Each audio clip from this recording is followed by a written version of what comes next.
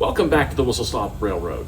It's been a while since my last video, but in my defense, there's been a lot going on. I've actually been working 2 jobs. My wife teaches karate classes. We have 2 young, active kids. There's been a global pandemic. But in spite of all that, I did manage to find some time to get down here and tear my layout apart. Literally.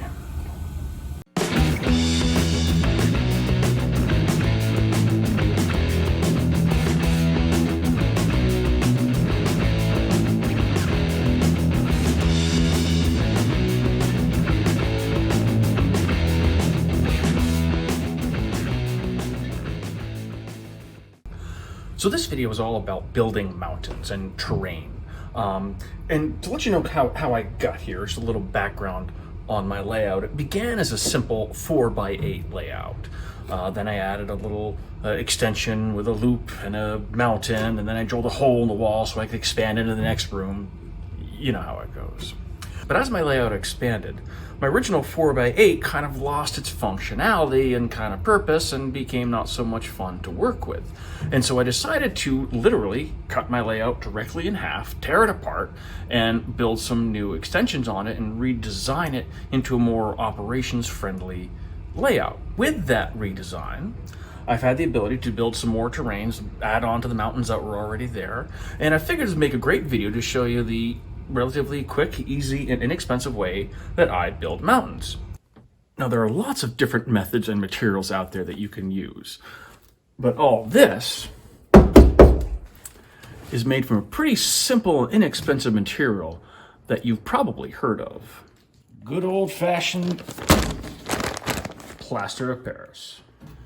Now, we all remember plaster of Paris from old school projects and the odd home repair here and there. And there are even some of us old enough to remember that back when bones were broken, before they were just laser surgically grafted back together.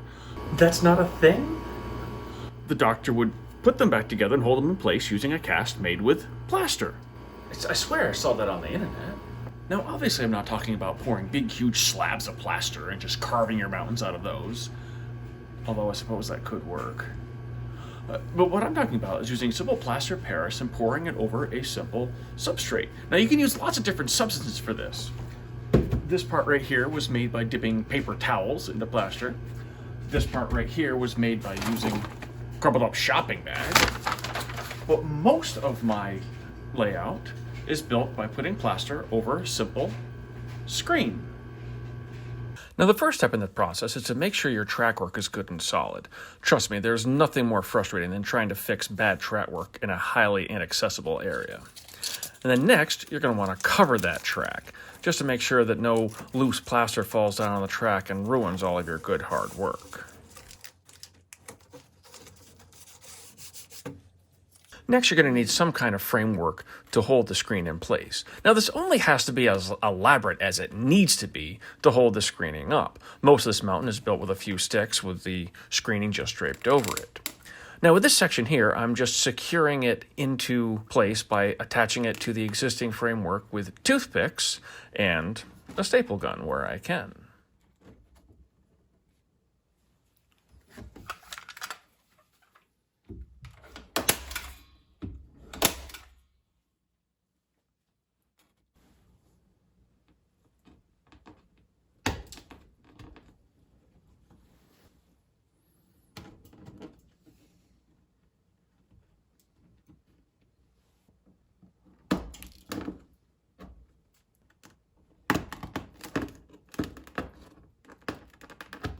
The toothpicks can be removed later once the plaster is hardened.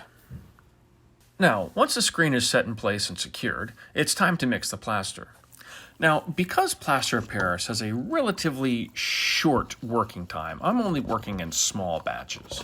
And what you want to do is mix it up until you get a thick soup consistency. I mixed a little too much water in here, so I'm going to put a little more plaster in just to get it nice and thick. And once you get the consistency you want, grab a paintbrush.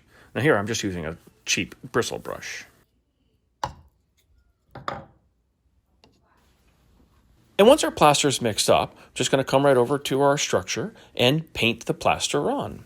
Now we don't need to go too thick, just a thin coat just to cover all the screening and fill in all the holes. If you do have a few holes left over, don't worry about it. Once this hardens and sets up, it's going to be much harder, and we'll be able to put on a second coat to even it out.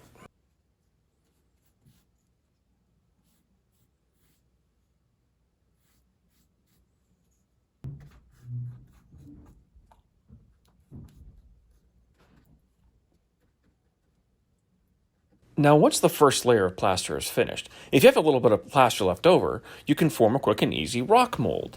These are super easy to do. Just take a little bit of tinfoil, crumple it up, straighten it out, form some sides,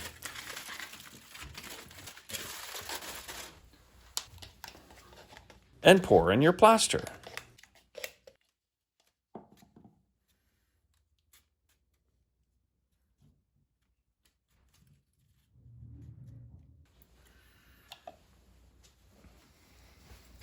And after you've given the plaster a little time to set, you can just peel away the tinfoil.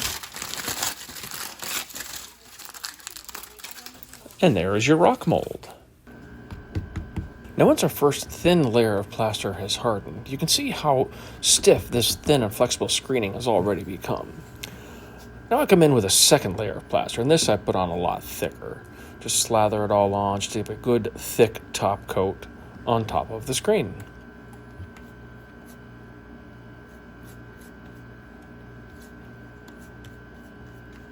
And then once you get all the screening covered, you can come in with your rock molds. Use a little plaster and cement them into place.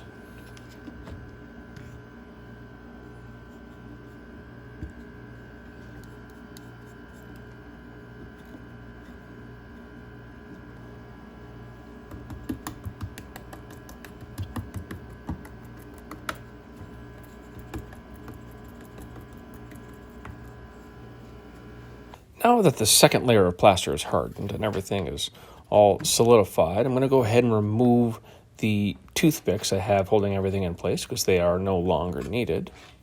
And then I'm going to add a little bit of color to the scene.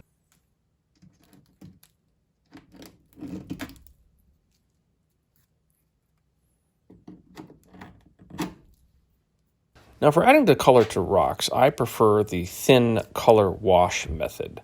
Starting out with light colors, just washing over the rock, start out with a little bit of yellow, and then just go darker as you go. A little bit of blue, a little bit of brown,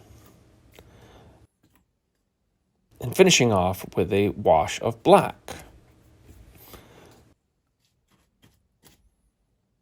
And you can see when it's all done, it gives a nice multicolored texture to the rocks. Now for the rest of the scene, I'm going to come in with a nice earth tones and fill it in. I'm going to start with a nice brown here. And if you're anything like me and you forget to plan ahead and it turns out that you run out of brown paint and you have to switch colors halfway through, just make sure that you blend it all in.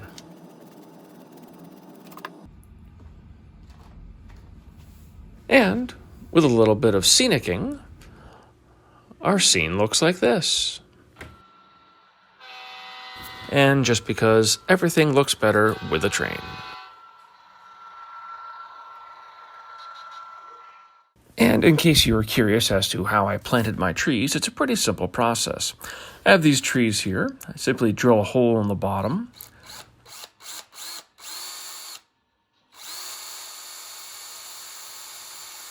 Stick a toothpick up inside and glue it in place.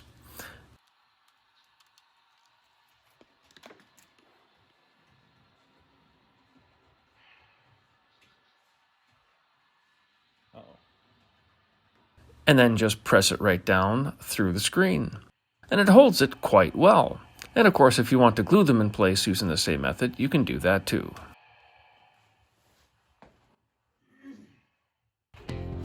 And so there you have it. Simple mountain building with nothing but a screen and some plaster of Paris. Now, I just did a small section for this video, but this entire mountain that you see beside me was done the exact same way. Some tips that I have found that help with this technique: aluminum screening works best because you can actually shape it and mold it, and it holds its forms a little bit better as you're getting the plaster on it, although any type of screening you can do. What I use here was just simple plastic screening. Avoid metal screening because it can rust, and just have a good enough structure underneath it to hold the shape while the plaster hardens. Well, that's it. Thank you for watching. I hope you enjoyed it. If you did like the video, please like and subscribe and hit that little bell button down below. Let me know whenever new videos come out. If you have any questions, drop them down in the comments below. I'll do my best to answer them, and happy railroading.